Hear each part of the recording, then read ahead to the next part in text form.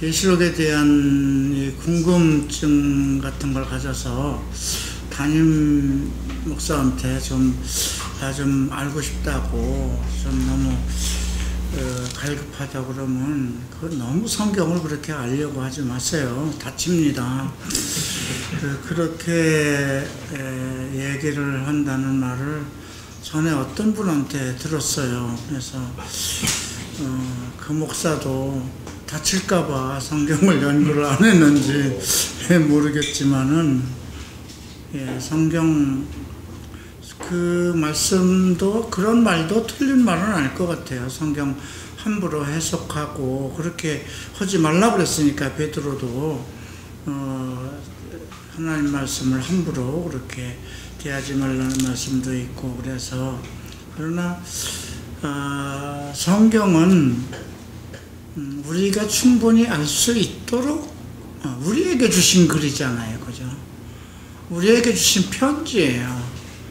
편지는 지금 일곱 교회에게 보내는 편지, 또 우리가 그 사도들이 쓴 편지도 다 편지잖아요. 교회에게. 편지라는 건 상대방이 충분히 알 수 있도록, 그죠? 편지는 수신과 발신자와 수신자가 있는 것인데, 발신자는 수신자의 어떤 수준을 알고 쓰는 거예요. 그죠? 그러니까 도무지 이것은 내 글은 수신자가 알 수 없을 것이다. 그러면 그거는 편지로서의 가치를 상실하는 거죠. 처음부터 상대의 수준을 알고 이 글을 쓴 거거든요. 이제 다만 계시라는 거죠. 계시의 말씀이기 때문에 그러면 이 계시는 영원히 알 수 없는 것이냐? 근데 계시의 비밀이라는 건요, 알고자 하는 사람이 그것을 살피고자 했을 때 알 수 있다는 거예요. 우리가 마가복음 4장에서 또 천국의 비밀은 너희에게 주어졌으나 외인에게는 허락되지 않았다 그러거든요. 예수님이 하신 말씀이에요. 씨 뿌리는 비유를 말씀하시면서 천국의 비밀, 그 씨 뿌리는 비유에 대한 그런 계시들, 그런 것들이 외인들에게는 허락이 안 됐기 때문에 비유로 설명한다는 것이죠.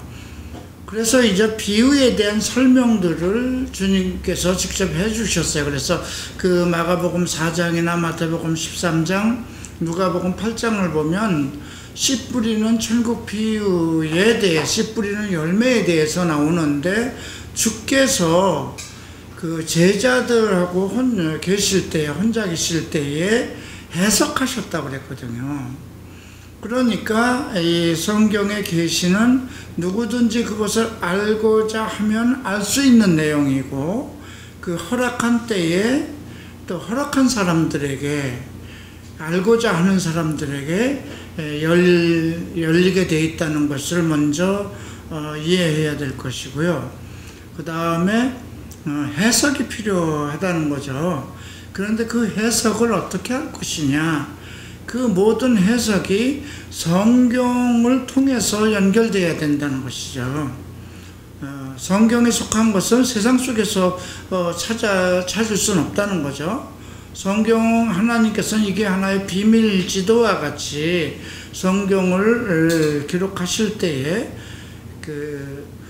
이게 성령의 감동을 받은 사람들에 의해서 성경을 썼지만, 각 시대별로 하나님은 전체를 다 보고 알고 계시던 거잖아요. 창세기부터 계시록까지 그 하나님은 전체를 보고 계셨던 것이고, 그리고 각 시대별로 인간에겐 각 세대가 나누어져 있기 때문에 그 각 세대별로 자기의 그 선지자들, 사도들을 보내서 하나님의 말씀을 보내고 그들을 통해서 성경 해석을 했던 것이거든요. 그래서 우선 계시록을 대할 때 이것은 우리 성도들에게 주신 말씀이기 때문에, 일어날 일에 대해서 우리에게 언급하신 것이기 때문에 충분히 우리가 해석할 수 있는 것이다라는 그런 전제를 가져야 되고요. 자, 먼저 이 계시록 오늘 2장하고 3장에 나오는 7교회에 대한 것만 여러분들이 지금 궁금한 부분들을 살펴봤기 때문에 2장과 3장을 가지고만 살펴보려고 합니다. 먼저 1장 19절 20절 말씀을 함께 읽겠습니다. 그러므로 내가 본 것과 지금 있는 일과 장차 될 일을 기록하라. 내가 본 것은 내 오른손의 7별의 비밀과 또 7 금촛대라. 7별은 7 교회의 사자요 7 촛대는 7 교회니라. 내가 본 것이라고 그랬어요. 그러니까 사도 요한이 실제로 본 것을 얘기하는 것이 첫 번째고요. 그 다음 지금 있는 일, 현 시대에 있었던 일이에요. 예. 그리고 장차 될 일들, 이 세 가지 단계예요. 지금 요한계시록 전체는 하나님께서 사도 요한에게 보여주신 것, 그리고 지금 현 교회 시대, 현 그 시대에 있었던 일, 그리고 장차 일어날 일들을 이제 하나님의 특별한 환상과 계시를 통해서 이제 쓰게 하신 것이죠. 그러면 장차 있을 될 일이라고 생각했을 때 지금 아직도 이루어지지 않은 게 있잖아요. 그죠?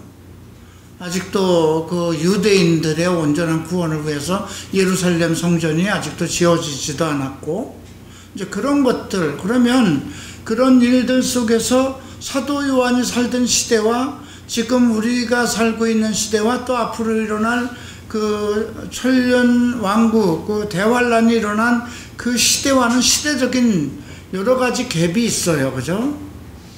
많은 요한의 시대에서는 도저히 생각할 수 없는 것들. 근데 주님은 만약에 지금 우주에서 날아가는 핵폭발이라든가 핵이라든가 인공위성이라든가 만약에 AI 인간 그런 것들을 보여주셨다면, 요한에게 보여줬다면 어떻게 그걸 쓸 수 있을까요? 우리는 딱 보면 이거 로봇이다 알 수 있어요. 그죠? 그런데 만약에 우리가 조선시대에 우리 아무리 학문이 뛰어나고 깨어난 사람에게 노트북이나 컴퓨터를 보여줬다고 그랬을 때 이해할 수 없는 거잖아요. 그죠? 예. 그런 것이 발전 단계가 영화 활동 사진이라는 흑백에서부터 컬러로 시작해서, 예, 그것이 전화가 만들어지고 이런 통신이라는 그런 것들이, 그러니까 이때는 어떤 메신저를 전해도 사람이 전달해야 되는 그런 시대였는데, 지금 계시록을 보면 그 시대를 따라서 나타나는 그런 것을 보여줘야 되니까 이해할 수 없는 글로 써버린 거예요. 그죠?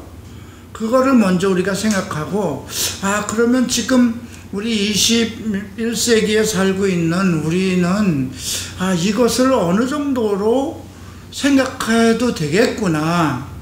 그것이 지금 우리가 그래서 이번에 스미스 목사님의 그 책을 봉인을 떼라는 그 부분이 1994년도에 그 책이 출간이 되었음에도 불구하고 그러한 내용들을 앞서 얘기한 전자화폐라든가 어떤 AI가 나타날 그런 조짐이라든가 그런 것들을 언급된 부분 설명을 좀 했어요. 그러니까 그때만 해도 내가 그 책을 일본어로 볼 때만 해도 이해가 안 되는 부분이 있었어요. 이거 아직 그 무렵까지 오지는 않았기 때문에 그때만 해도 노트북이, 내가 일본에서 살고 있었을 때도 워드라는 거 있었어도 노트북은 없었어요. 컴퓨터만 해도 정말 엄청난 큰 거, 이거 하나만한 정도가 컴퓨터였어요. 아마 여러분들도 과거에 TV를 보면, 흑백 TV를 보면 엄청 큰 거였잖아요. 그때에 내가 살던 시대니까, 그런 것을 이렇게 생각했을 때 그 책을 보고 상당히 이것은 꼭 읽어야 되겠구나 하는 그런 책들이었거든요. 근데 지금은 더 발전된 시대에 살고 있잖아요. 그죠?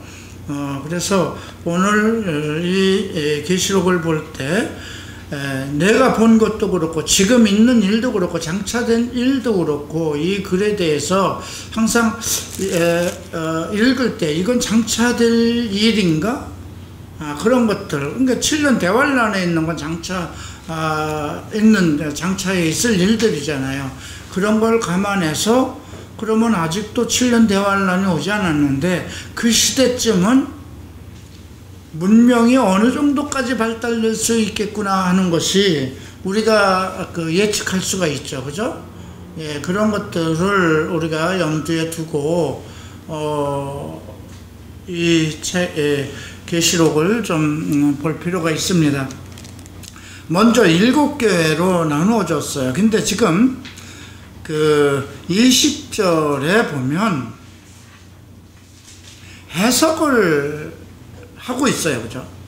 내가 본 것과 내 오른손의 7별의 비밀과 또 7 금촛대. 네가 본 것은 지금 내 오른손의 7별이라고 그랬어요. 네. 예수님 손에 있는 7별의 비밀이죠. 또 7 금촛대. 그리고 나서 그러면 7별이 무엇일까? 우리는 지금 이해할 수가 없어요. 요한은 알고 있는 거예요. 그래서 7별은 7 교회의 사자요. 7 촛대는 7 교회라. 그러니까 이거는 요한을 위해서 해석을 해준 것이 아니라 우리를 위해서 해석을 한 거고, 요한은 알았을 거예요. 예수님의 손 안에 있는, 오른손에 있는 7별, 이게 무엇일까? 또 금촛대는 무엇일까? 왜냐하면 구약을 통달한 사람이잖아요. 그리고 사도로서 직무를 받은 사람이고 성령의 충만함을 받은 사람이에요. 그렇기 때문에 직접 봤을 때 이건 무엇을 얘기하는 것이다 하지만 우리는 해석을 안 해주면 못하는 거잖아요. 그래서 지금 20절에 이렇게 해석이 지금 돼 있어요. 이걸 전제로 하면 한마디로 뭐예요? 이거는 여기 지금 2장 3장에 나오는 일은 교회와 교회 목사들을 얘기하는 거예요. 매우 중요한 거예요. 그죠?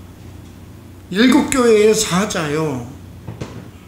그 다음 7 교회는 7 촛대는 7 교회다. 이걸 전제로 하고요. 그 다음 우리가 2장 7절 이렇게 똑같은 어휘로 지금 2장과 3장은 거의 문단 배열이 각 교회 7 교회를 소개하면서 문단 배열이 같아요. 칭찬이 나오고 책망이 나오고 그리고 무엇을 해주겠다 이렇게 언급이 되어 있는데요. 먼저 우리가 7절에 그들이 꼭 잊지 말고 해야 될 것, 이 7 교회가 어떤 내용이든지 어떤 책망을 받았든지 어떤 것을 앞으로 펼쳐주든지 이들이 정신 차리고 해야 할 일이 무엇인가, 이것이 7절에 나오죠. 귀 있는 자는 성령이 교회들에게 하시는 말씀을 들을지어다. 이기는 그에게는 내가 하나님의 낙원에 있는 생명나무의 열매를 주어 먹게 하리라. 이것이 지금 계속해서 서문화 교회는 11절에 언급되어 있죠. 그죠? 11절에 보세요. 귀 있는 자는 성령이 교회들에게 하시는 말씀을 들을지어다. 이기는 자는 둘째 사망의 해를 받지 않으리라. 여기에 보면 교회라고 나왔어요? 교회들이라고 그래 나왔어요? 복수로 나왔어요. 그죠? 에베소 교회를 얘기하면서도 복수로 나왔어요. 그러니까 이게 지금 우리 교회 지금 그럼 7 교회는 이거 지금 아시아 지역에 있었던 교회 지금 하나도 없어요. 에베소 교회부터 시작했지만 여기에 갈라디아 교회도 안 나오고 뭐 다른 우리가 볼던 우리가 사도 바울이 쓴 그 교회에 다른 데는 나오지 않아요. 그죠?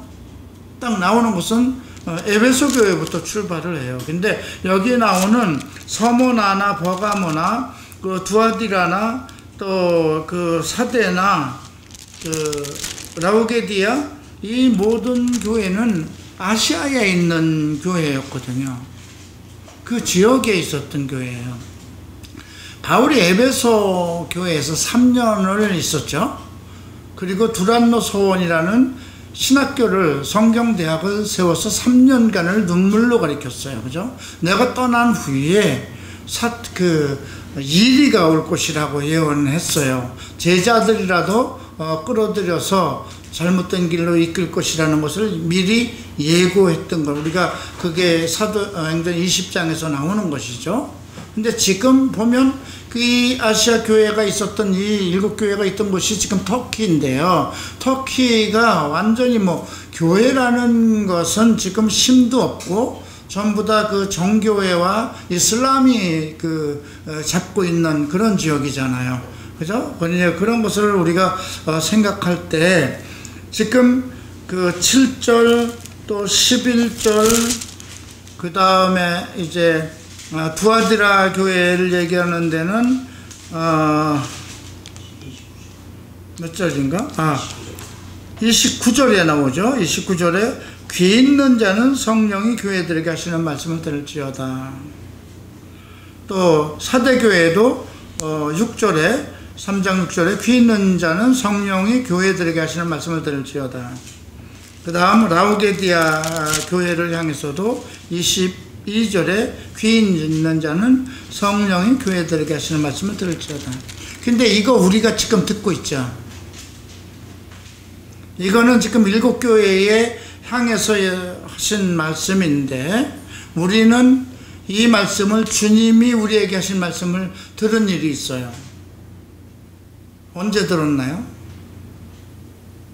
귀 있는 자들은 들을지어다. 그죠? 마가복음 4장을 펴보세요. 우리가 어떤 말씀을 이렇게 볼 때 이거 어디에서 들었던 이야기야. 지금 보세요. 발람 이야기가 나오죠. 그럼 발람에 대한 얘기를 찾으면 구약을 찾아가야 되는 거잖아요. 그죠? 그러면 니골라를 찾으면 니골라에 대한 것도 역사적인 배경을 찾듯이. 그러면 귀 있는 자들은 성령이 하시는 말씀을 들을지어다 했는데 귀 있는 자들은 들을지어다 한 말씀이 우리가 성경 공부를 했다면 주님이 직접 하신 말씀을 알 수가 있어요. 그죠? 마가복음 4장이에요. 마가복음 4장, 마태복음 13장, 누가복음 8장에 다 언급된 건데요. 자, 마가복음 4장 9절에 보면 여기는 들을 귀 있는 자들은 들으라 그랬죠. 그죠? 들을 귀 있는 자들은 들으라. 그 다음에 23절에도 들을 귀 있는 자들은 들으라 그랬어요. 근데 여기는 귀 있는 자들은 들으라. 뭐 같은 말일 것 같아요. 같은 말일 것 같지만 지금 마가복음 4장에서는 들을 귀 있느냐, 귀 없는 사람은 없잖아요. 그죠? 이 말을 들을 만한, 듣고자 하는 사람은 들으라 이 말이죠. 이 말씀에 대해서 씨 뿌리는 비유에 대해서 관심을 가지고 있고 이것을 꼭 듣고자 하는 그런 사람은 들으라는 거예요. 그죠? 그런데 지금 그 계시록에서는 각 7교회에 향해서 귀 있는 자는 성령이 교회들에게, 귀 없는 사람은 없어요. 그죠? 뭐가 달라요? 들을 귀 있는 사람하고 귀 있는 자하고는 뭐가 다를까요? 앞에서 씨 뿌리는 비유에서 들을 귀 있는 사람이라는 거는요, 그만큼 직접적인 하나님 예수 그리스도와의 말씀에 관계를 갖고 있는 사람을 얘기해요. 그런데 여기서 귀 있는 사람이라는 건 또 달라요.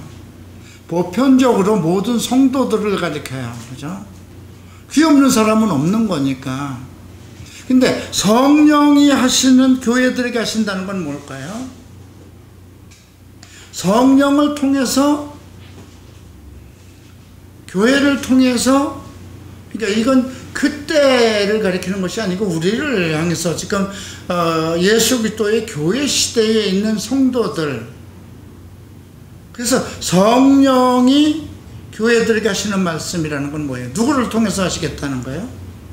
일곱 교회의 일곱 별, 그죠? 일곱 교회에 하나님께서 진정으로 세우신 사자들, 목사들을 통해서,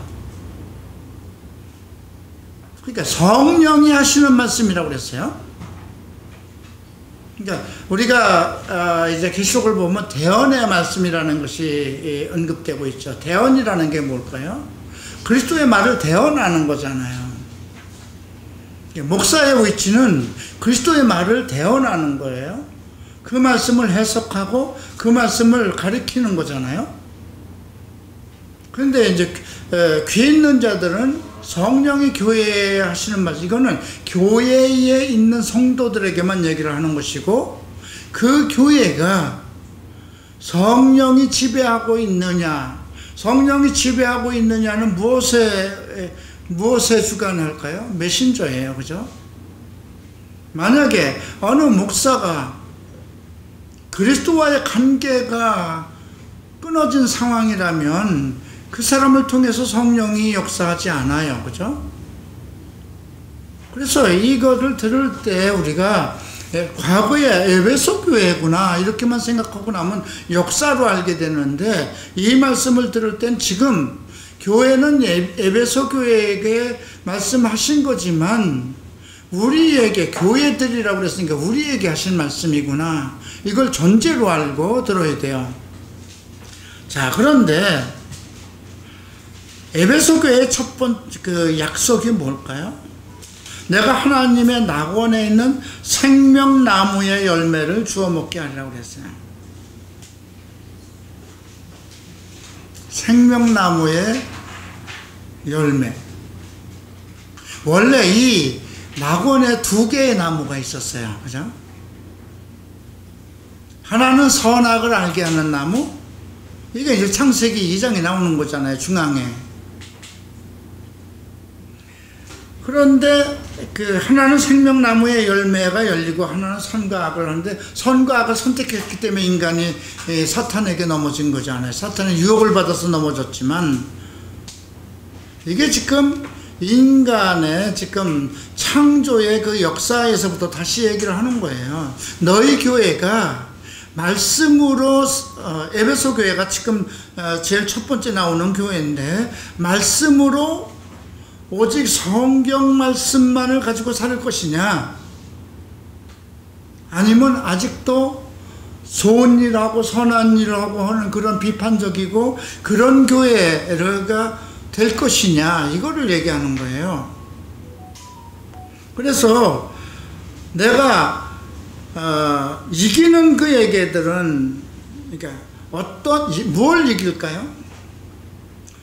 사탄의 유혹과 세상의 유혹과 육신의 정욕과 안목의 정욕과 이승의 자랑을 견디고 이길 수 있는 사람들에게는 하나님 낙원에 있는 생명나무의 열매를 주워 먹게 하는, 성경을 온전히 먹을 수 있도록 허락하겠다는 거예요. 그래서 우리가 이 일곱 교회를 잘못 읽으면은요, 와, 필라델피아 교회만 온전하고 이거 다 버린 정말 욕먹고 야단 맞을 교회구나. 아니에요. 다 일곱 교회가 예수님 교회예요. 이게 완전 숫자잖아요. 에베소 교회 지금 없지만 우리가 에베소 교회도 될 수 있고, 그죠? 우리가 씨 뿌리는 비유에서 길가에 뿌린 씨가 있고 돌밭에 뿌린 씨가 있고, 그 다음에 또 뭐가 있어요? 엉겅퀴에 뿌린 씨가 있고, 그 다음에 좋은 땅에, 내가 어디에 있을 수 있느냐, 이게 중요한 거잖아요. 그죠? 내가 좋은 땅에 있느냐, 세상 것만 바라보고 먹을 것 그런 것만 생각하는 그런 가시덤불 속에 있는 것이냐, 이게 먼 발치에서 팔짱 보고 그냥 교회만 왔다 갔다 하는 거냐? 네 종류의 사람을 얘기하는 거예요. 씨 뿌리는 교회는. 근데 내가 어디에 있느냐? 근데 들을 게 있는 사람들은 들을지어다 그랬잖아요. 그렇기 때문에 성경에 대해서 우리가 어떻게 해석하느냐는 매우 중요해요. 근데 에베소 교회를 볼 때 제일 먼저 칭찬을 어떤 걸 할까요? 행위를 합니다. 사업이에요. 우리 성경에는 그 행위로 되어 있는데 옛날 그 개혁 성경에는 사업이라고 그랬어요. 너무 일이 많은 거예요. 수고와 내 인내와 를 알고, 여기서 주님이 안다는 단어를 안다는 건 두 가지 헬라어가 있어요. 키노스코라는 단어가 있고 오이다라는 단어가 있는데, 키노스코라는 단어는 지식적으로 한다는 거예요. 그런데 오이다라는 단어는 체험적으로 한다는 거예요. 자, 여러분들이 나를 알고 내가 여러분들을 아는 것은 오이다가 되겠어요? 키노스코가 되겠어요? 오이다예요. 그죠? 네. 그러니까 완벽하게 아는 거예요. 악한 자를 용납하지 않은 것, 참 좋은 일이죠. 자칭 사도라는 사람들을 시험하고 거짓된 것을 드러낸 것, 그죠? 지금 한국교회도 막 그 이단들을 드러내고 악한 것 드러내고 동성애 악인이 다, 그리고 너무 바빠요, 한국교회, 그죠? 지금 이렇게 이 말씀과 한번 새겨보세요. 너무 수고도 많이 하고요, 일도 너무 많이 벌리고요, 악한 자 다 사탄 뭐 신천지도 드러내고 있고 다 드러내요, 그죠? 또 내가 참고 내 이름을 위하여 견디고 게으르지 아니한 것, 그죠? 참는 거, 인내를 얘기한 것이고요, 견디고 게으르지 아니고 부지런했어요. 한국교회처럼 부지런한 교회 어디 있어요? 그런데 책망할 것이 있다고 그랬어요. 처음 사랑을 버렸다. 이것은 매우 중요해요. 교회가 사랑이라는 것을 잊어버리면 끝난 거예요. 아무것도 다 필요 없는 거예요. 예수님이 마태복음 22장에서 첫째 계명도 사랑이야, 둘째 계명도 사랑이야죠. 첫째는 하나님 사람, 둘째는 이웃 사람. 이것이 모든 성경의 강령이라고 그랬어요. 성경 다 합쳐서 딱 두 마디로 얘기한다? 한마디로 사랑인 거예요. 하나님 사랑과 이웃 사랑. 근데 처음 사랑이 뭐예요? 하나님과의 그리스도와의 관계예요. 그러면 다 끝나가. 일도 일이 많든 인내를 많이 했든 뭐 악한 자를 드러났든 그런 거 많이 해도 소용없는 거예요. 하나님과의 관계가 그리스도와의 관계가 끊어지는데, 그죠? 여러분 똑같아요. 여러분들이 뭐 일도 잘하고 헌금도 잘하고 전도도 다 잘하는데 목사를 미워한다면 끝나는 거예요, 그죠? 내가 여러분들이 아무리 일을 잘한다고 해도 미워하면 소용없는 거예요. 그래서 그런데도 불구하고 어디서 떨어졌는가? 어디서 떨어졌을까? 이거 지금 여러분들도 생각해요. 내가 지금 교회에 왜 이렇게 설교가 듣고 싶지 않지? 교회 가기가 싫지? 왜 그 원인부터 찾으라는 거예요. 어디서 떨어졌는지. 그리고 회개하라는 게, 내가 이걸 3R이라고 그러잖아요. Remember, Repent, 그 다음에 Repeat, 다시 시작하라. 다시 첫사랑을 회복하라. 주님과의 관계를, 그리스도와의 관계를. 근데 그리스도와의 관계가 끊어진 게 뭘까요? 말씀에서 떨어져 나간 거예요. 그러니까 그 얘기가 나오는 거예요. 교회들에게 하시는 말씀을 듣는데 내가 하나님의 낙원에서 생명나무 열매를 줄 것이다. 성경가의 생명나무의 열매는요, 하나님의 말씀이에요. 말씀을 그대로 듣고 그대로 하는 거. 그러니까 이 에베소 교회의 잘못은 뭘까요? 주님과의 사랑의 관계. 주님을 사랑했으면 당연히 말씀대로 살았어야 되는 거예요. 보라, 내가 끝날까지 너희와 함께 하시겠다고 주님이 약속했잖아요. 마태복음 28장 20절에 내가 풍부한 모든 것을 가르치고 지키라고 그랬어요. 그죠? 그것이 떨어진 거예요.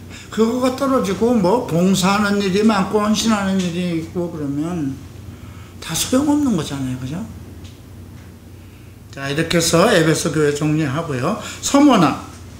서머나도 11절 함께 읽겠습니다. 귀 있는 자는 성령이 교회들에게 하시는 말씀을 들을지어다. 이기는 자들에게는 둘째 사망의 해를 받지 않아. 둘째 사망이 뭐예요? 이건 계시록 20장에나 나오는 거예요. 그죠? 그러니까 우리가 성경을 볼 때, 아니, 지금 첫 번째 얘기를 하면서 아직도 언급되지 않은 계시록 20장 얘기를 하는 거잖아요. 예수님, 하나님은 시간과 공간을 초월하신 분이니까, 둘째 사망, 그러면 둘째 사망을 알아봐야 되죠. 그 20장 4절을 보면 둘째 사망 속에 첫째 부활에 들어가지 못하는 사람은 둘째 사망에 들어가는 거예요. 그죠? 그럼 첫째 그 부활이 뭘까요? 지금 4절에 나오는 거죠. 자, 보면 예수의 증거함으로 하나님 말씀 때문에, 하나님 말씀, 로고스 때문에 목배임을 당한 자들의 영혼들과, 그죠? 첫 번째. 두 번째는 짐승과 그 우상에게 경배하지 아니하고 그들의 이마에 손과 표를 받지 아니한 자들. 그죠? 그러면, 자, 하나님의 말씀에 의해서 순교받은 사람들의 영혼과, 그죠? 그 다음에, 근데 보면, 20장 4절 첫 번에 보면, 거기에 앉은 자들이 있어서 심판하는 권세를 받은 자들이 있고요. 예, 이런 순서로 되어 있어요. 그러니까, 여기에 이것이 첫째 부활이라고 그랬어요. 이 첫째 부활에 참여하는 자들은 복이 있고 거룩하도다. 둘째 사망이 그들을 다스리는 권세가 없도다 그랬어요. 그리고 뒤에서 이제 둘째 사망으로 들어가는 자들이 또 언급이 되어 있거든요. 자, 14절에 보면 사망과 음부도 불못에 던지오니 이것이 둘째 사망이라. 마지막 사람은, 우리는 첫째 사망에 이미 처음부터 태어날 때부터 첫째 사망에 들어와 있던 사람들이에요. 그걸 생각해야 돼요. 하나님 안에서의 사망이라는 건 하나님과 관계성이거든요. 근데 예수를 믿었기 때문에 첫째 부활에 참여한 사람들이에요. 그러니까 어떤 고난이 있어도 순교가 돼도 그리스도를 위해서 목숨을 바칠 수 있는 사람들이에요. 정인이 될 것이라고 그랬잖아요. 그죠? 예루살렘과 땅끝까지 이르러 정인이 될 것이다. 그게 교회예요. 그렇기 때문에 우리는 처음부터 첫째 사망에 들어가서 출발을 한 사람들이지만 첫째 부활 속에 들어와 있는 사람인데 거기에 들어가지 못한 사람들이 있는 거예요. 그죠? 예. 이제 그거는 근데 둘째 사망의 해를 받지 서문하는, 예. 근데 그들의 특징이 뭐냐면 환난과 궁핍이 나왔어요. 이 환난이라는 툴립시스라는 헬라어는요, 돌로 찍어도 아주 그냥 장아찌를 돌로 찍어 누르는 것과 같이 맷돌짝으로 무엇을 짜내는 것 같은 그런 상황을 얘기하는 거거든요. 예. 궁핍을 안 오니 참 불쌍한 교회죠, 어떻게 보면. 그리고 자칭 유대인이라고 하는 자들의 비방과, 유대인이 아닌 사탄의 회라고 그랬어요. 유대인이 아닌데 유대인처럼 행동하고 있는 그러한 자들이죠. 그런데 여기 보면 10절에 보면 몇 사람을 옥에 던져 시험 받게 한 너희 가운데 몇 사람 많지 않잖아요. 그죠? 그 다음에 10일 동안 환난을 받을 것이다. 10일은 길지 않아요. 10일은 길지 않은 기간이에요. 이게 참으라는 거예요. 어떤 환난과 고통과 너희들을 시험하는 그 율법학자라든가 어떤 그런 조직에 물들지 않고 오직 하나님의 말씀 속에 있다면은 너희들은 둘째 사망에 들어가지 않으면 어디에 들어가는 거예요? 첫째 부활에 참석하는 자들이죠. 아까 니골라당을 물어봤어요. 그죠? 이건 에베소 교회에게 얘기한 건데, 니골라당은 우리가 그 니골라 집사가 있었어요. 초대교회에. 사도행전에 나오는 거죠. 근데 그 사람이 나중에 그 사람이 조금 잘못된 어떤 교리를 가지고 교회 안에 직제를 만들었어요. 직제가 뭘까요? 지금 천주교 사제들과 이렇게 나누어져 있잖아요. 교황과, 크게는요, 교황이 있고, 이게 뭐 있고, 이게 어쨌든, 그죠? 그거 있으면 안 되는 거예요. 그게 교황을 아버지라고 그러잖아요. 너희에게는 아버지가 하늘에 계시는 아버지밖에 없다고 그랬어요. 그죠? 선생도 없다고 그랬어요. 오직 한 분 예수 그리스도가 우리의 선생이잖아요. 큰 의미에서. 근데 그럼 우리 개신교는 어떨까요? 우리 개신교가 이제 사도교회에 해당돼요. 직접 만들었잖아요. 한국교회처럼 그냥 다 집사야. 무슨 개뿔이나 집도 없는 사람들이 이제 집도 못 사. 비싸서 이제. 응? 다 월세사로 바꿔야 돼요. 월세로 바꾸든가. 전사만 돼도 대단해. 다 집사야. 미국 가보세요. 없어요. 그런 호칭 없어요. 일본만 가도 없어요. 일본 교회에. 한국은 그런 하도 옛날에 양반과 쌍놈 이 두 직분이 있었어요. 그래가지고 어떤 직분이 있어야만 양반 되는 것 같고 아니면 다 쌍놈 되는 것 같은 그런 의식이 아주 핏줄 속에 아주 그냥 끌어올라서 뭘 받아야 돼. 우리 교회도 그냥 다른 교회에서 집사 직분 받아오면 그냥 집사라고 부르지만, 예. 근데 어떻게 보면 뭐 교회의 일을 열심히 하는 사람들이 뭐 그냥 집사라고 일반적으로 그렇게 불러줘도 잘못될 건 없는데, 한국 교회는 그걸 위해서, 여러분 옛날에 내가 있을 때 순복음교회에서, 여의도 순복음교회에서 장로 안수 받으려면 3천만 원 냈어야 돼요. 권사 안수 저걸 받으려면 1,000만 원이었어요. 그 말이 되느냐고요. 근데 요즘 한국교회도 장로교와 마찬가지입니다. 1년에 한 번씩 재직을 정합니다. 그래서 집사 안수를 몇 사람 할 사람, 뭐 안수 집사 할 사람들, 그래서 그들이 얼마를 교회를 위해서 돈을 낼까 의논하고 해요. 우리도 한번 심심한데 올해는 한번 다 집사 천국 가는 표라고 그래서 한번 집사를 팔든지, 그거를 만든 게 안디옥 땅이에요. 두 번째 발람은 뒤에 나오니까 뒤로 가십시다. 자, 그 다음에 이제 버가마로 가보십시다. 버가마도 보면 17절을 보세요. 귀 있는 자는 성령이 교회들에게 하시는 말씀을 들을지어다. 이기는 그에게는 감추었던 만나를 주고 신도를 줄 터이니 그 돌 위에 새 이름을 기록한 것이 있으니 받는 자밖에는 그 이름. 신돌이라는 건 선택이에요. 왜냐하면 검은 돌과 신돌, 우림과 둠빔이라는 걸 제사장이 가슴에다 두고 하나님 뜻을 물을 때 이렇게 검은 돌이 나오면 어떤 안건에 대해서 그거 하면 안 되는 거, 그렇게 결정했던 건데, 신돌을 준다고 그랬어요. 감추었던 만나를 주고. 감추었던 만나는 다 주는 게 아니에요. 감추었잖아요. 지금 만나가 없었어요. 하늘에서 만나를 광야 생활에서 줬던 거거든요. 그리고 만나 없어졌어요. 근데 감추었던 만나라고 그랬어요. 그런데 예수님이 요한복음에서 만나는 하늘에서 내려온 떡, 나는 생명의 떡이라고 그랬거든요. 근데 왜 감춰졌을까요? 왜 감췄던 만나라고 그랬을까요? 하나님 백성들이 먹고 살아야 하는 생명의 말씀인데 왜 감춰 있어야 됐던가를 생각해 봐야 돼요.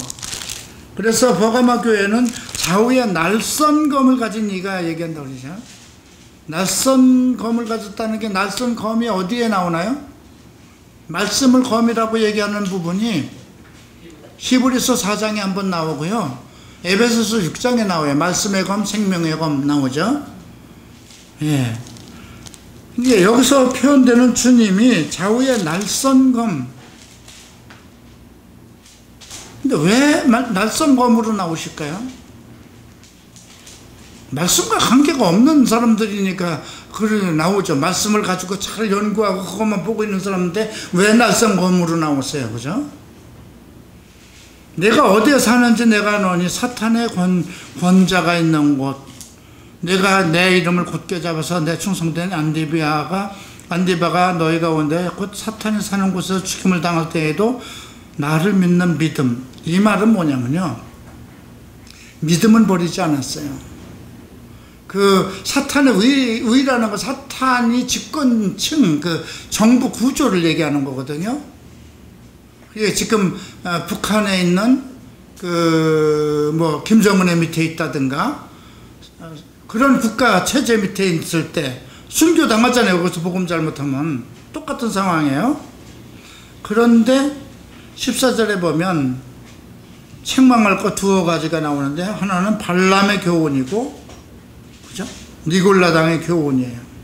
발람의 교훈은 뭐예요?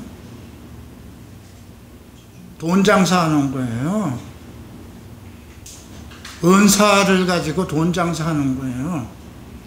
발람 왕이 발람 선지자를 사서 이스라엘을 저주하게 한 거잖아요. 그리고 발람이 한 거는 이스라엘 백성들을 음행에 빠지게 했던 거거든요. 자, 동성애도 괜찮아. 예수만 믿으면 돼. 이거 발람이에요. 그리고 이상한 것, 이 발람이 그 산 위에서 그 7 제단을 쌓게 하고 거기서 전부 다 제사를 지냈는데 이방인들의 제사는 전부 다 음란한 거였잖아요. 그게 이스라엘 백성들에게 보여준 거잖아요. 하나님의 말씀을 보여주지 않고 이상한 시오나하고 어느 교회는 12시간 찬양 예배를 드린대요. 12시간, 6시간 동안을 찬양만 드리는.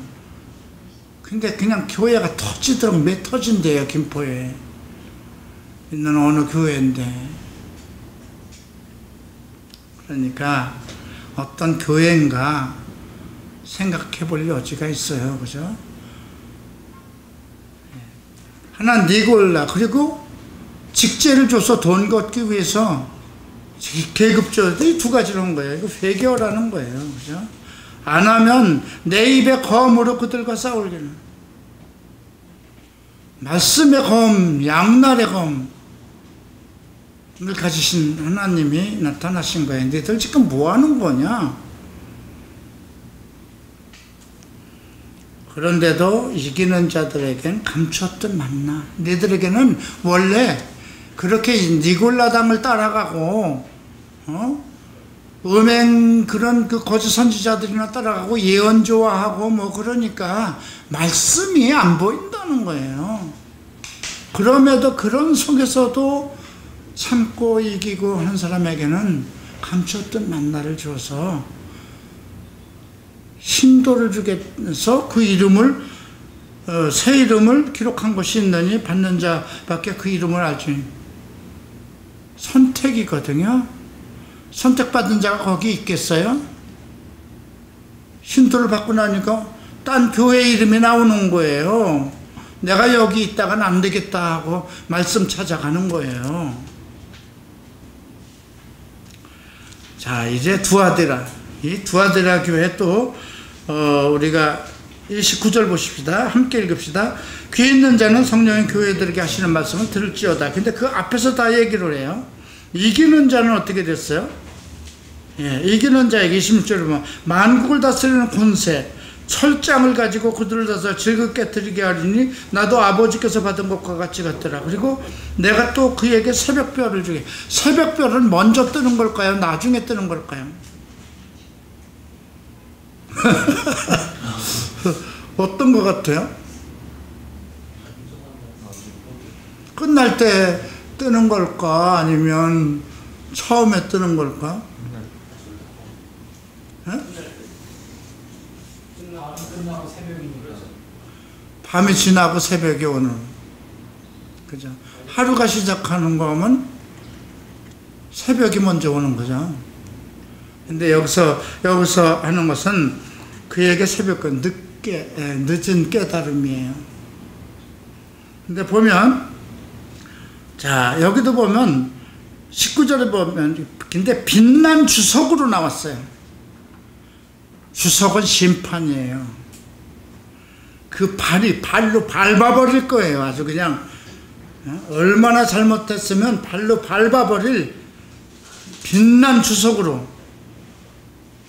근데 제일 먼저 뭐가 나왔어요? 사업이죠. 근데 앞에서 나오는 2장 2절에 에베소 교회도 그거예요. 사업에 천주교처럼 사업을 많이 하고 의료 사업하고 구제 사업하고 얼마나 많이 해요. 그죠? 근데 그게 잘못됐다는 게 아니에요. 근데 여기 보면 사랑도 있어요. 에베소 교회는 사랑이 없었잖아요. 그죠? 사랑과 믿음과 섬김과 인내, 나중의 행위가 처음 것보다 좋다. 가만히 보면 천주교가 개신교처럼 잘못하는 건 없는 것 같아. 우리가 봐도. 그죠? 그러니까 코로나도 뭐 이단만 쫓아서 많이 생긴 것 같은데 한국에서는 천주교에서 나왔던 소리 별로 안 들었어요. 그죠?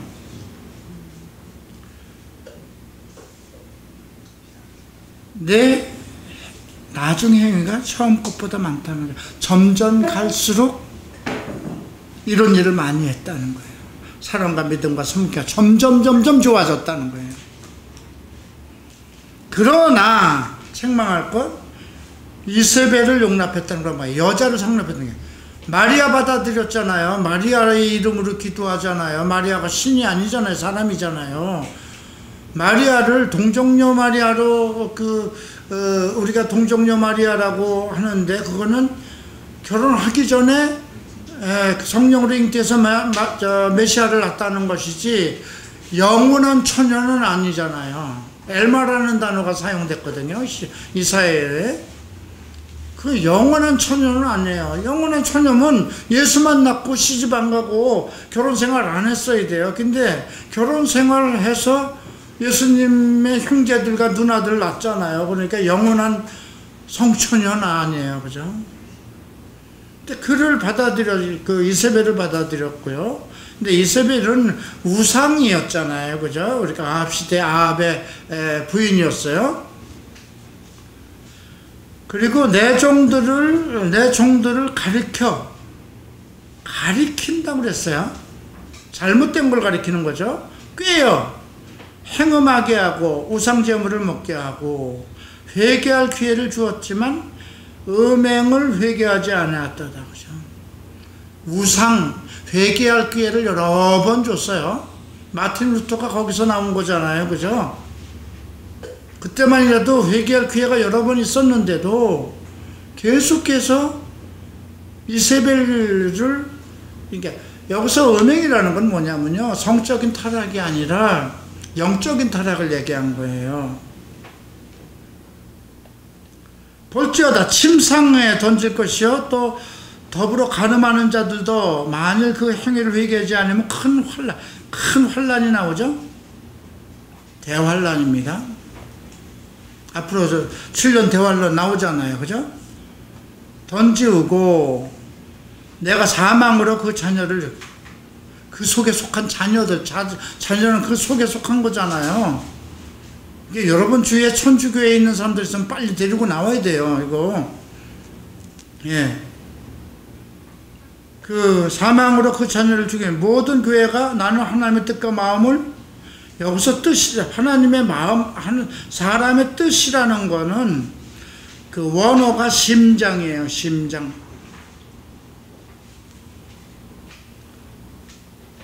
우리의 심장을 살핀다는 거예요. 사람의 뜻과 마음을 살피는 자인 줄 알리라. 내가 각 사람의 행위대로 갚아. 각 사람이에요. 예. 그리고 남아있어. 이 교훈을 받지 않는 것. 무엇의 교훈일까요? 이세벨의 교훈이죠. 예. 받지 아니고 소위 사탄의 깊은 것을 알지 못한, 너무 그냥 그 사랑과 봉사와 헌신 그런 건 잘하고 있으면서 너무 교리적으로 이단 그런 쪽에 이세벨 신앙에 그 마리아 신앙에 깊이 빠지지 않는 것들을 얘기하겠죠. 다른 짐으로 너희에게 지울 것은 없다고 그랬어요. 왜? 그들은 하는 일과 구제와 앞에서 얘기하는 그 4번 구제니까요. 사랑과 믿음과 섬김과 인내가 온전했기 때문에. 그래서 다른 걸로 짐을 지지 않겠다는 거죠. 그래서 내가 올 때까지 너희들이 가지고 있는 것, 성경을 온전히 공부하고 있지 못해도 이 교회 속에서 끝까지 남아서 이세벨의 이단적인 요소 그런 것에 깊이 빠지지 않고 헌신 봉사하고 있는 사람들을 얘기하는 거예요. 근데 철장 권세를 준다고 그러죠. 새벽별은 이제 나중에 회개하는 사람들이 아마 많을 것 같아요. 천주교 안에서. 예. 철장을 가지고 그러니까 아마 대환란 전에 뭐 특별한 일을 하지 않을까 하는 생각도 들고요. 사대교회, 이게 아주 우리 한국, 이게 그 개신교회예요. 그냥. 사대교회의 편지, 7영이 7별. 딱 봐도 예수님이잖아요. 7영과 7별은 뭐예요? 완전한 영과 완전한 교회를 가지신 주님이죠. 내 행위를 아노니 살았다는 이름을 가져서는 죽은 자다. 우리는 정말 살았어. 우리는 예수 믿어서 다 구원받았어. 우리는 뭐 장자교회야. 니들 죽은 자라 이거죠. 너는 일깨어 그 남은 바 죽게 된 것을 굳게 잡아. 10개 중에 1개 정도 남았으면 그거라도 꼭 붙잡고 있으라는 거예요. 하나님 앞에 내 행위에 온전한 것을 찾아.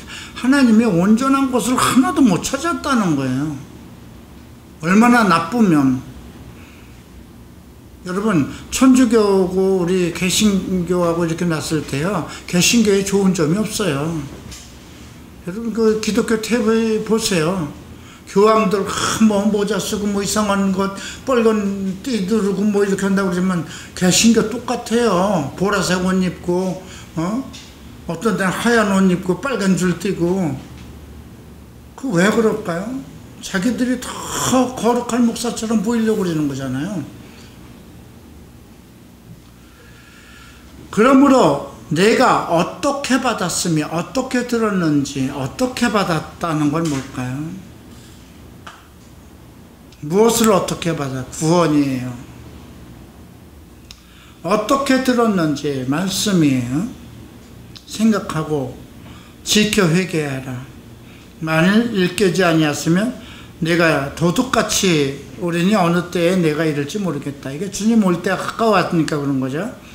그러나 사대에 그 옷을 더럽히지 아니한 자, 옷을 더럽히지 않았다는 건 의로운 그리스도의 옷을 더럽히지 않은 자들이죠. 몇 명, 많지 않아요.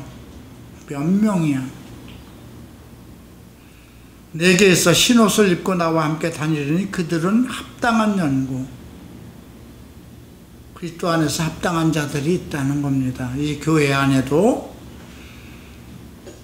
이기는 자와는 이같이 흰옷을 입을 것이요 내가 그 이름을 생명책에서 지우지 아니하고. 지금 사대교회는 죽은 교회라고 그랬잖아요. 그죠? 근데 몇 명 그렇게 하얀 옷을 입고 합당한 생활을 하는 사람은 생명책에서 지우지 않겠다는 것이고요. 그 이름을 내 아버지 앞에 그 천사들 앞에 시인할 것이라. 누가? 예수님이. 그죠? 이건 대단한 거예요. 근데 몇 명이라고 그랬어요. 그죠? 한 가지, 그냥 다 죽었는데 한 가지만이라도 남은 거 그 하나라도 그 좀 지켜서, 그 사대교회는요, 칭찬받았지만 선물이 하나도 없어요. 그냥 니들 그래도 끝까지 잘 참았으니까 내가 아버지 앞에 니들 그냥 그 이름 그냥 시인할게요. 제가 그냥 그래도 그렇게 나쁜 짓 안 했어요. 그거 하겠다는 거예요. 상금이 없어요. 빌라델피아입니다. 이게 참 거룩하고 진실하사 다윗의 열쇠를 가진 이 열면 닫을 사람이 없고 닫으면 열 사람이 없느니. 이건 뭐예요? 참 대단하죠. 우선 거룩하고 진실하신 분이에요. 교회 자체가 거룩하고 또 진실하다는 것이고요. 그리고 여기서 행하는 일은 이들이 열면 열어질 것이고 닫으면 닫을 것이라는 거예요. 열린 문을 항상 둔다고 그랬어요. 능히 닫지 못한다는 것이고요. 내가 내 행위를 아노니 내가 작은 능력을 가지고도 내 말을 지켜요. 내 말. 주께서 하신 말씀을 지켜 내 이름을 배반하지 않았다. 근데 작은 능력이라는 거죠. 능력 없다는 거죠. 그리고 사탄의 회당과 유대인이라고 하나 그렇지 않은 자들, 거짓말하는 자 중에서 너희에게 며칠 주어 내 발 앞에 절하게 하고 내가 너를 사랑하는 줄. 갈보리 채플에 다른 교단에서 들어온 사람들이 꽤 많아요. 거의 다예요. 갈보리 채플 역사 50년밖에 안 돼요. 여러분 저 장로교라든가 다 그 역사가 얼마나 있어요. 그죠? 중세시대로부터 갈보리 채플 50년밖에 안 됐어요. 자, 10절 보죠. 인내의 말씀을 지켰다는 거죠. 뭐가 인내의 말씀일까요?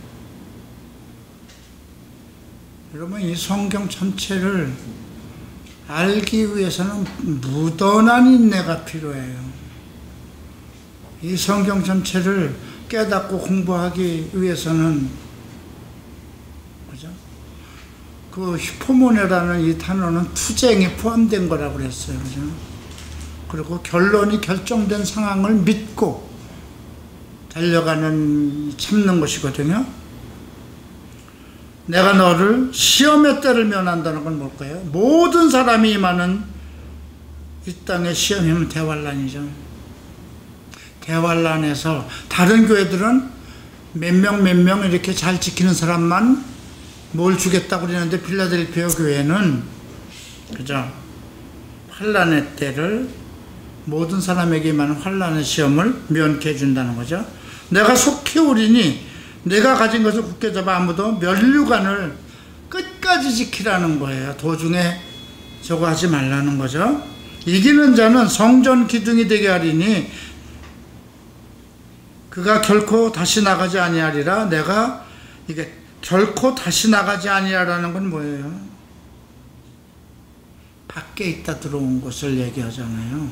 처음부터 안에 있었던 게 아니고. 다시라는 말이 있잖아요. 실패한 일이 있는 거예요. 인내의 말씀을 지키다가 실패한 일이 있었던 거예요. 내가 하나님의 이름과 하나님의 성 곧 하늘에서 내 하나님께로부터 내려오는 새 예루살렘의 이름과 나의 새 이름을 그 위에 기록하리라. 대환란 면하지 않고 첫째 부활에 참여해서 새 예루살렘 이름과 새 이름을 그 위에 기록한다는 거는요, 그 교회가, 필라델피아 교회가 가지고 있는 최고의 영광, 그리스도의 그 날에, 그리스도가 이 땅에 와서 그 나라를 세우실 때 그 기둥에다가 이름을 새긴다고 그러잖아요. 그 다음에 이제 마지막 교회예요. 근데 어떻게 보면 이 필라델피아 교회가 마지막에 나와야 되는데, 지금 어떻게 보면 2장에 나오는 4개 교회는 구약에 있는 교회일 것 같기도 하고요. 지금 3장에 나오는 3교회는 이제 개신교와 같은 거예요. 그런데 필라델피아 교회가 중간에 있고 끝에 라오디게아가 나와요. 그죠? 라오디게아가 먼저 나오는 게 아니고, 그 말은 뭐예요? 필라델피아 교회에서도 떨어져 나갈 수 있다는 거예요. 그죠? 자, 어떤가 보십시다. 아멘. 아멘이 먼저 나와요. 충성되고 참된 증인이시여 하나님의 창조의 근본이신 이가 이래도, 왜 이런 분이 나는가?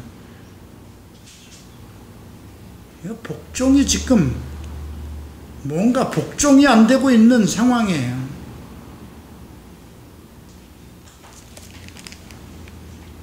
그냥 건방져져 버린 거예요.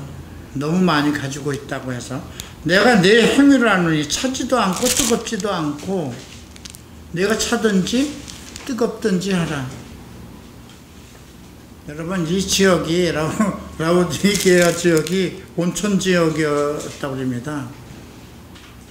근데 온천물이 뜨겁든지 차든지 둘 중에 해야 되는데 미지근해 가지고 사람들이 들어갈 수 없는 물이 되어버렸다고 그러죠. 내가 미지근하여 뜨겁지도 아니하고 차지도 아니하여 내 입에서 너를 선언해. 넌 지금 뭐야? 배때기가 불러서 지금 네가 성도야. 성도가 아니라는 거야. 네가 예수쟁이야. 아니야. 네가 천국에 들어갈 놈이야. 뭐야? 네가 지금 갈보리 채플에 나와 있는 거야. 아니면은 어느 교회에 나가 있는 거야. 그죠? 왜냐면 17절, 내가 말하기를 나는 부자여 부유하여 부족한 것이 없다. 내가 공부한 것과 가련한 것과 가난한 것과 눈먼 것과 눈먼 것도 없다 그랬어요. 벌거벗은 것을 알지 못해. 지금 부족한 것이 없고 부자다. 너무나 축복을 많이 받아서, 아마 필라델피아 같은 것만 보세요. 열면 닫을 자가 없다고 그랬으니까 얼마나 되는 일마다 잘 되면 부자가 되겠어요. 그죠? 이것이 갈보리 채플의 마지막의 위험이에요. 지금 미국 갈보리 채플이 이 지경으로 갈 수 있어요. 정신 안 차리면. 척스민스 목사님 떠난 후에 교회들이 전부 다 비대해져서 돈 많죠. 부족한 게 없죠. 그죠? 지금 척스민스 목사님의 그 12명의 제자들이 뭐 이제 한 사람인가 두 사람 죽었어요. 한 사람은 거의 다 망해서 뭐 지금 뭐 교회가 없어지든가 그렇게 됐고, 한 사람은 죽었고, 한 사람인가 지금 한 10사람밖에 안 남았어요. 10사람도 안 남았어요.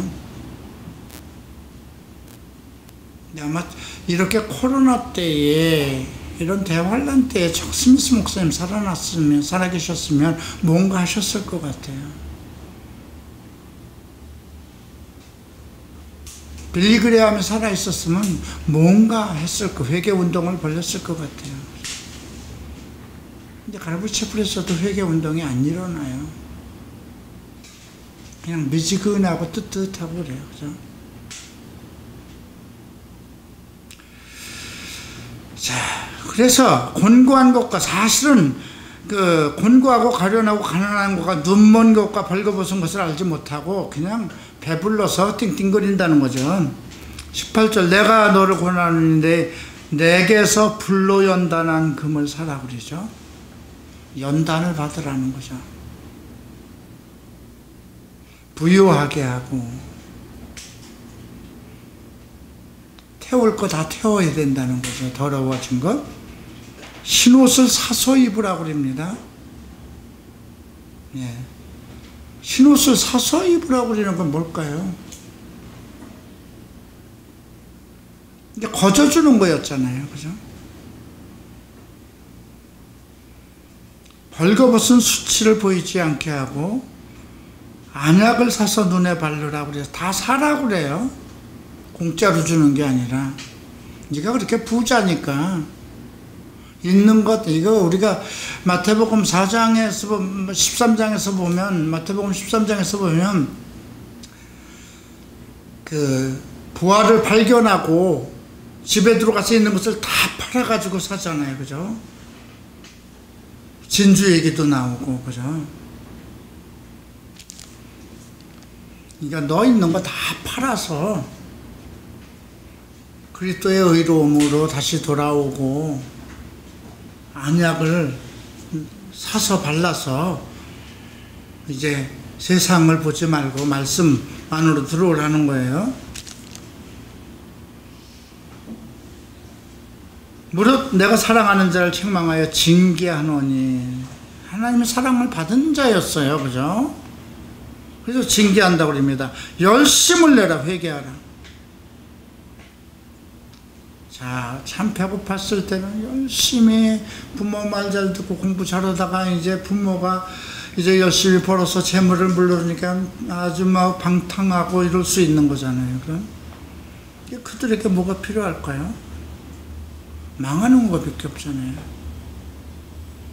내가 문 밖에서 서서 두드린다. 이거 보세요.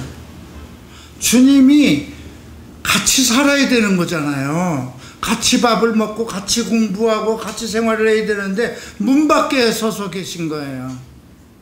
지들끼리만 우리는 부족함이 없다 그러고 사는 거예요. 그죠? 누구든지 내 음성을 듣고 문을 열면 내가 그에게로 들어가 그와 더불어 먹고 그는 나와 더불어. 왜? 사랑하는 자였기 때문에 그래요.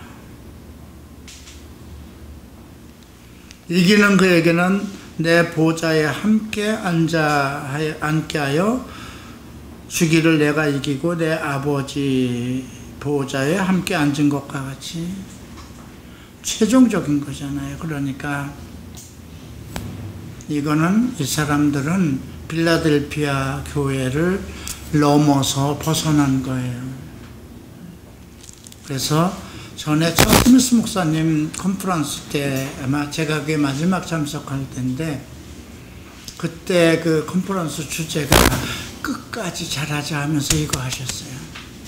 그때 내가 통역자도 없고 했었는데 계시록 2장 3장 7교회를 하시면서 제목이 어쨌든 우리가 끝까지 잘하자 그런 말씀을 들은 일이 있어요.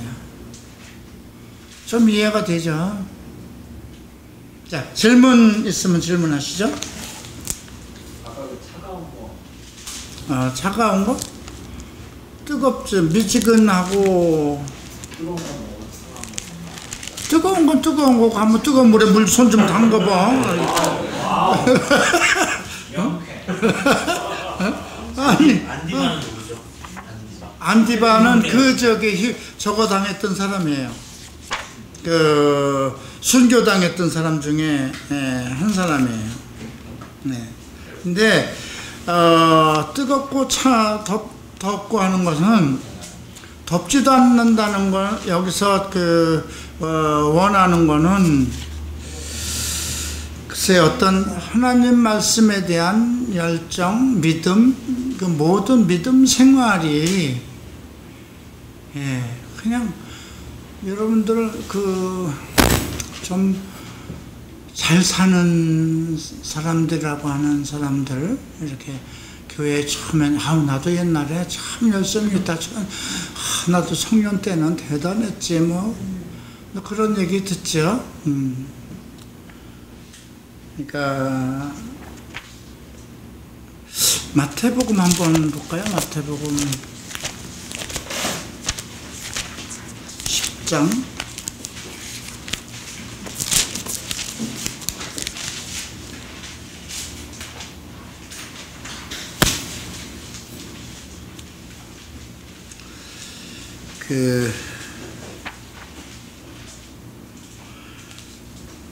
이 단어가요, 3장 15절에 나오는 차지도 아니한 이 단어와 동일한 단어가 마태복음 10장 42절에 나와요.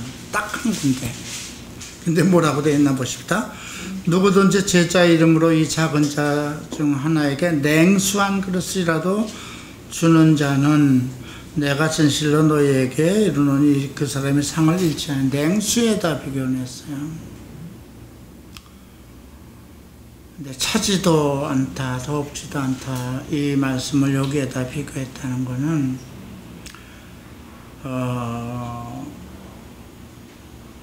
결국 그 온전한 제자로서 그냥 되게 신학교를 제대하고 나면 공부 안 하잖아요. 그냥 설교 한 10대까지 가지고 부흥사 노릇하는 사람들도 많고, 맨날 하던 설교 우려먹고 네. 그런지 않을까 싶기도 하고요. 그 다음에 미지근하다는 건 열성이 없는 뜻이라고 합니다. 예. 열성이 없다, 열정적이지 않다. 그리고 토한다는 말은 혐오, 나 너 정말 혐오스러워, 그런 뜻이라고 그러고요. 예. 그래서 불로 연단한 것을 차지라고 그러고요. 그리고 부유하다는 그 말이 영적인 것과 관련되어 있다니까 참 우리가 되게 이렇게 아주 큰 교회 목사들 보면 자기들 상당히 영적인 걸로 얘기를 하는데 어떤 말씀에 대한 깊이도 없고 다 아는 것처럼 이렇게 얘기를 하고 그런 상황이 아닐까 싶어요. 그러면 미지근한 것보다 차가운 게 나은 거죠? 둘 다 안 좋지 뭐. 그런가? 그렇겠지. 아니 둘 중에 하나를 하라고 그랬으니까 뭐. 차가우면 아예 따뜻한 거를 줘서 이렇게 위로를 하실 거고, 뜨거우면 그러니까 그런 거 아닌가? 제 생각에 제가 감히 좀 얘기할 건데 그냥 이거를 너무 해석하는 게 아니라 미지근하다의 반대말이 두 개가 아닐까 싶어요. 그러니까 이거를 그냥 너무 해석하고 미지근하다의 반대말 이렇게 해석이 되고, 그러니까 예를 들어서 뭐 이제 보통 이제 비유로 들 수 있는 건 이제 뭐 샤워를 만약에 찬물로 하면은 그렇지, 예. 찬물로 하면 이제 둘 다 나쁜 의미가 아닌 것 같아. 그러니까 그럼 차가운 것도 괜찮지 않아요? 근데 미지근하지 말라는 거잖아요. 그러니까 여기서 요구하는 거는 뭐 뜨겁다 차다 그 상태를 요구한 것이 아니라 그들이 가지고 있는 신앙의 상태가, 예? 그 뭐냐 이거야. 그냥 너희들이 예수를 떠난 것도 아니고 예수를 안 믿는 것도 아니고 그러면서 그러면 확실하게 해라. 그냥 예수 바깥으로 나가든지. 지금 예수님이 문 밖에 가 계신 거잖아요. 예수님하고 같이 생활 안 하면서도 크리스찬이라고 그러는 거야. 그런 상태니까 예, 열정적인 믿음 생활을 하라는 거죠. 우리 동준이가 지금 설명이 맞았어요. 가끔 방학을 하면 가끔 이렇게 미지근해지면 또 나가서 또 이렇게 찬 데 가서 좀 있잖아요. 그랬다가 또 뜨거워지면 또 이렇게 좀 오고 그러잖아요. 그러니까 제가 이 구절을 좀 많이 예전부터 좀 좋아했어요. 아, 그랬구나. 자, 마칩니다. 사랑하는 주님, 뜨겁지도 않고 차지도 않고 미지근하지도 않게 하소서. 오직 그리스도 안에서 열정적인 믿음을 갖고 그리스도에 오시는 날을 고대하며 의로운 성도로서 부족함 없이 주님의 은혜를 누리게 하소서. 예수 이름으로 기도합니다.